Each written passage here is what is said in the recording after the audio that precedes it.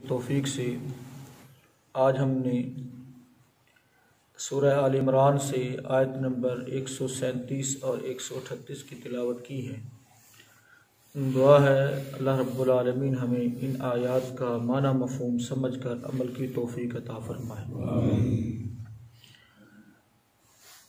گزشتہ سبق میں اللہ کی اطاعت اور اس کے رسول کی فرما برداری پر جنت جیسی عظیم نعمت ملنے کی خوشخبری دی گئی اور فرمایا اعدت للمتقین، یہ متقین کے لیے ہی تیار کی گئی ہے۔ تو اب ضروری تھا کہ ان لوگوں کا انجام کار بھی بیان کیا جائے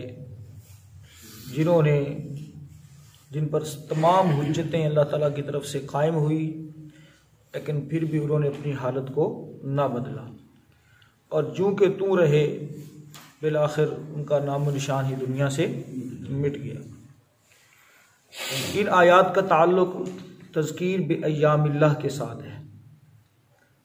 تذکیر کا مطلب ہوتا ہے ڈرانا، سمجھانا، نصیحت کرنا۔ بایام اللہ گزرے ہوئے وقت، گزرے ہوئے ایام، ماہ و سال اور اقوام کے حالات اور ان پر غور و فکر کی دعوت دینے کو تذکیر بایام اللہ کہا جاتا ہے۔ میں نے پہلے بھی آپ کے سامنے ذکر کیا کہ قرآن مجید کی آیات کا اس کی جو ترتیب ہے یا جو اللہ رب العالمین نے ہمارے سامنے اپنی آیات رکھی ہیں، ان کا ڈرانے کا، سمجھانے کا جو تعلق ہے وہ تذکیر بایام اللہ، تذکیر بآلاء اللہ، یعنی اللہ رب العالمین اپنی نعمتوں کو یاد کروا کے بندے کو نصیحت کرتا ہے۔ اسی طرح سے تذکیر بالموت وما بعد الموت، موت اور اس کے بعد کے جو بندے کے ساتھ جو کچھ ہونا ہے ان کا ذکر کر کے اللہ رب العالمین بندے کو نصیحت فرماتا ہے۔ تو ان آیات کا جو تعلق ہے وہ تذکیر بایام اللہ کے ساتھ ہے۔ کس کے ساتھ ہے؟ تذکیر بایام اللہ کے ساتھ۔ ترجمہ دیکھیں گے پھر بات سمجھ آئے گی۔ فرمایا قد، تحقیق، خلط، گزر چکی، من قبلکم، تم سے پہلے، من سے قبل، پہلے، کم، تمہارے، تم سے پہلے گزر چکے، سنن، بہت سے طریقے، بہت سی امتیں، بہت سے لوگ، فسیرو، پس چلو پھرو، سیر و سیاحت کرو، فی الارض، زمین میں، فانظرو، اور دیکھو، کیفا، کیسے، کانا، ہوا، عاقبت، انجام، المکذبین، جھٹلانے والوں کا، جنہوں نے رب کی آیات پر غور و فکر نہیں کیا اور بار بار بلاوے پر کان نہیں دھرا، تو ان کا انجام کیسے ہوا، کیسے کسی کو اللہ تعالیٰ نے عذاب سے دوچار کیا، اس کے اوپر غور و فکر کرو۔ ہاذا یہ اسم اشارہ ہے اور اس سے مراد قرآن مجید ہے۔ ھذا القرآن، کیا ہے یہ؟ ھذا القرآن، ھذا یہ، بیان، وضاحت ہے، یہ قرآن وضاحت ہے، للناس، کس کے لیے؟ لوگوں کے لیے، وہدن، اور ہدایت کا، سراسر ہدایت ہے، وموعظۃ، اور بہت بڑی نصیحت ہے، للمتقین، پرہیزگاروں کے لیے، ڈرنے والوں کے لیے، بچنے والوں کے لیے۔ تو اب قرآن مجید متقین کے لیے ہدایت ہے اور متقین کے لیے اللہ نے جنت تیار کی ہے۔ ربط سمجھ آ گیا آیات کا کہ قرآن مجید متقین کے لیے ہدایت ہے، یعنی قرآن مجید سے ہدایت لیں گے تو پھر مہمان خاص ہوں گے جنت کے۔ ترجمہ دوبارہ سے دیکھیں۔ قد خلت، تحقیق گزر چکی، من قبلکم، تم سے پہلے، سنن، کئی امتیں، کئی طریقے، کئی لوگ، فسیرو، پس چلو پھرو، زمین میں، فی الارض، زمین میں، فانظرو، پس دیکھو، کیفا، کیسے، کانا، ہوا، عاقبت، انجام، المکذبین، جھٹلانے والوں کا۔ ھذا بیان للناس، یہ قرآن وضاحت ہے لوگوں کے لیے، وہدن، اور سراسر ہدایت، وموعظۃ، اور بہت بڑی نصیحت، للمتقین، بچنے والوں کے لیے، ڈرنے والوں کے لیے۔ محترم بھائیوں، اللہ رب العالمین نے ان 2 آیات میں ہمیں اپنی اصلاح اور بغاوت سے باز آنے کا بہت زبردست درس دیا ہے۔ پہلی چیز اس میں جو بیان فرمائی کہ تم سے زیادہ طاقتور، تم سے زیادہ صلاحیتوں والے لوگ، تم سے زیادہ تعداد کے اندر، تم سے زیادہ وسائل کے اندر جو لوگ تھے وہ دنیا سے گزر گئے، نافرمانی کی، اللہ کی پکڑ نے ان کو آ دبوچا، وہ نہیں ٹھہرے، نہیں ٹک سکے، نہیں رہ سکے، رہنا تم نے بھی نہیں ہے۔ زمین کے اندر ذرا چل پھر کر دیکھو، چونکہ ہمارا تو یہ علاقہ پتہ نہیں کتنی مرتبہ تباہ ہوا ہوگا اور کتنی مرتبہ یہ آباد ہوا ہوگا۔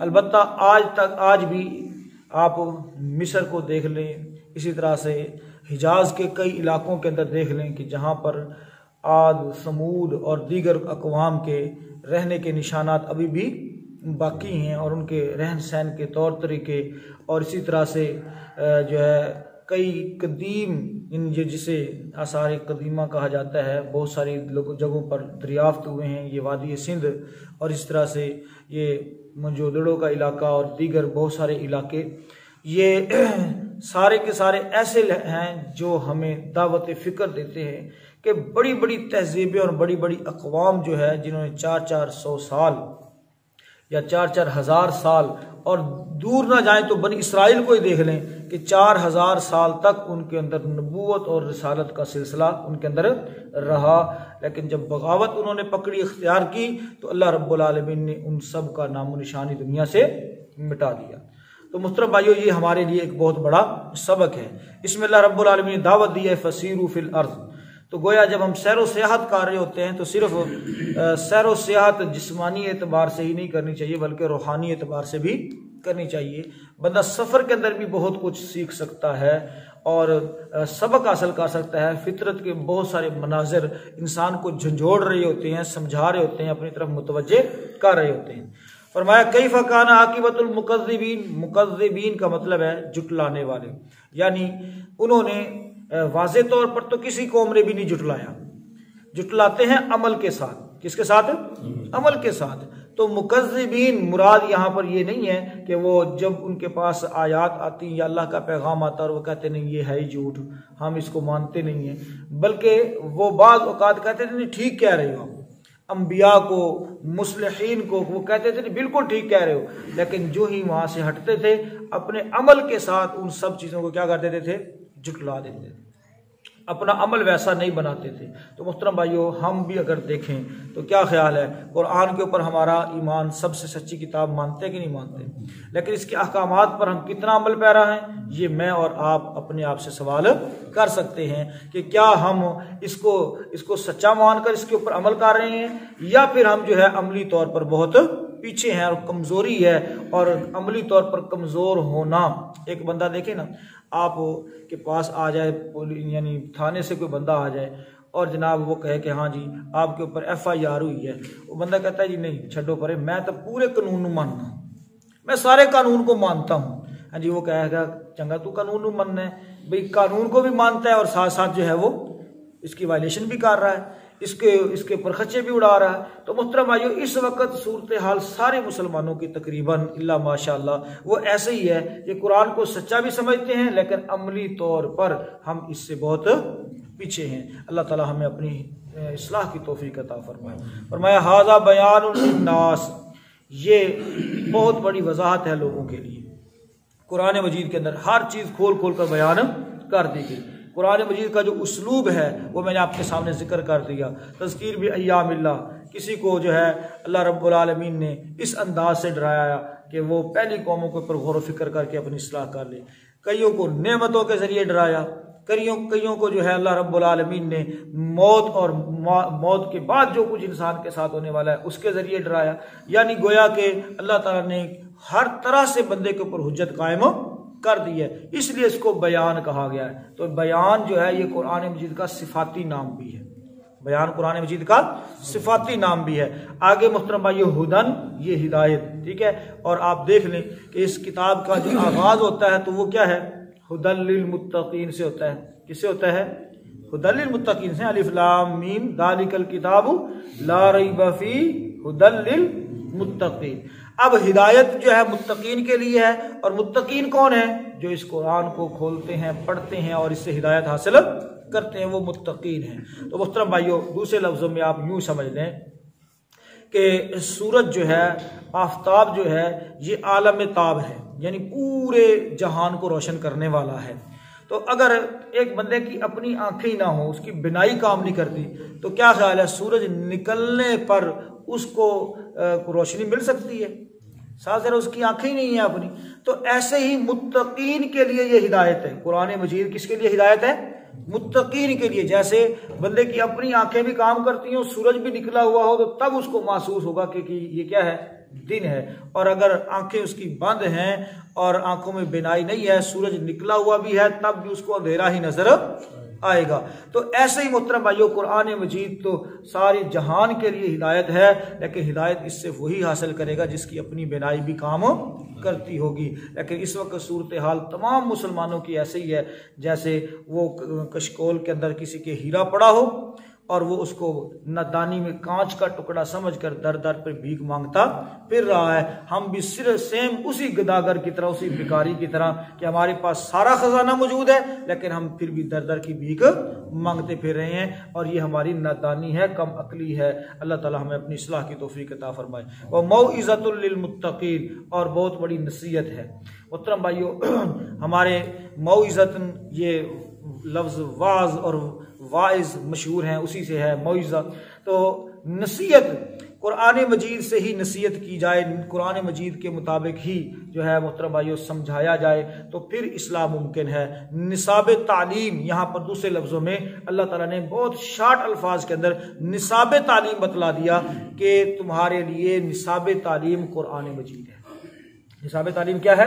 قرآن مجید ہے. یعنی اس کو ہم نصیحت بنائیں گے. امام مالک علیہ رحمہ سے کسی نے پوچھا کہ آج کل بہت زیادہ پریشانیوں کا سامنا کرنا پڑ رہا ہے، لوگ بہت بڑے بڑے فتنوں کے اندر مبتلا ہیں، تو ان کی اصلاح کیسے ممکن ہے؟ تو امام مالک علیہ رحمہ نے فرمایا تھا کہ جس کتاب کے ذریعے، جن ذرائع سے اس امت کے پہلے طبقے کی اصلاح ہوئی ہے، اسی ذرائع سے، اسی ذریعے سے اس امت کے آخری طبقے کی بھی اصلاح ہوگی. اور آپ دیکھ لیں کہ پہلے طبقے کی اصلاح کس سے ہوئی ہے؟ قرآن مجید سے ہوئی ہے. کس سے؟ کہانیوں سے تو نہیں ہوئی محترم بھائیو، مولویوں کے لکھی ہوئی کتابوں سے تو نہیں ہوئی نا. کس سے ہوئی ہے؟ قرآن سے ہوئی ہے. تو اس امت کے آخری حصے کی جو اصلاح ہونی ہے وہ بھی کس سے ہونی ہے؟ قرآن سے ہونی ہے، کسی اور لکھی ہوئی کتاب سے نہیں ہونی، بزرگوں کے واقعات سے نہیں ہونی. سمجھ آ رہی بات کی؟ یعنی نصاب تعلیم اور اصلاح جو ہے وہ محترم بھائیو قرآن کے ذریعے ممکن ہے. اس کے علاوہ دنیا جان کی کتابیں ہم پڑھ لیں، پڑھا دیں، نصاب بنا لیں، پیپر پاس کر لیں، ڈگریاں لے لیں، اصلاح ممکن نہیں ہے. اور اصلاح سے مراد یہاں پر دلوں کی اصلاح ہے. کس کی اصلاح ہے؟ دلوں کی اصلاح ہے، جس میں انسانیت بندے کے اندر آتی ہے. تو بھائیو وہ ایک ہی راستہ ہے، ایک ہی طریقہ ہے، اور جس کو رب تعالی نے موعظۃ کہا ہے، بہت بڑی نصیحت. اور اسی سے دل پگھلتے بھی ہیں، اسی سے دل جلتے بھی ہیں، اسی سے محترم بھائیو اصلاح ہوتی ہے، اسی سے دلوں کا زنگ اترتا ہے. اللہ رب العالمین ہمیں قرآن کے ساتھ سچی محبت عطا فرمائے. اللہ رب العالمین ہمیں قرآن کا حق ادا کرنے کی توفیق عطا فرمائے. دیکھ لیجیے ان آیات کو جو بات سمجھ